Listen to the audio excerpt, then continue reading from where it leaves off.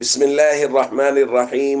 عن علي رضي الله تعالى عنه قال قال رسول الله صلى الله تعالى عليه وسلم في الحديث: اللهم اكفني بحلالك عن حرامك وأغنني بفضلك عمن سواك. رواہ ترمذی۔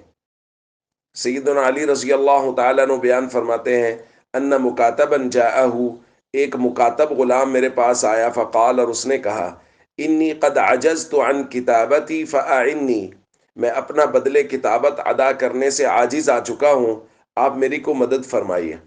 سیدنا علی رضی اللہ تعالیٰ عنہ نے فرمایا، الا اعلمک کلمات علمنیہن رسول اللہ صلی اللہ علیہ وسلم، کیا میں تمہیں کچھ کلمات، ایک دعا نہ تلقین کر دوں، سکھا دوں، جو مجھے رسول اللہ صلی اللہ علیہ وسلم نے سکھائی تھی۔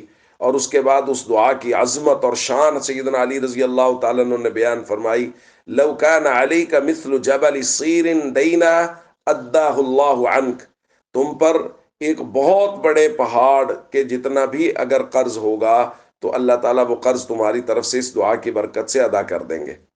پھر دعا تلقین فرمائی، فرمایا، قل اللہم اکفنی بحلالک عن حرامک وَأَغْنِنِي بِفَضْلِكَ عَمَّن سِوَاكَ، اے اللہ تو ہمیں حلال دے کر حرام سے کفایت کر دے، اور اپنے فضل سے نواز کر اپنے ماں سوا سے مانگنے سے بے نیاز کر دے۔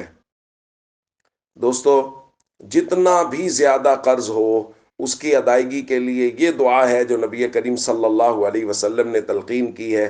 ظاہر ہے اس کے لیے سب سے، قرض کی ادائیگی کے لیے سب سے پہلے ضروری ہے کہ نیت خالص کریں کہ ہم نے قرض ادا کرنا ہے، اور جیسے جیسے اس کی کوئی نہ کوئی ترتیب بنے فوراً فوراً اس کو ادا کرتے چلے جائیں، اور کوشش کریں کہ قرض جتنا جلدی ادا ہو جائے، اور اللہ کی غیبی مدد کو حاصل کرنے کے لیے اس دعا کا معمول بنائیں۔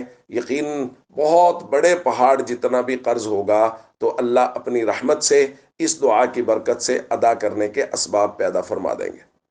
السلام علیکم ورحمۃ اللہ وبرکاتہ۔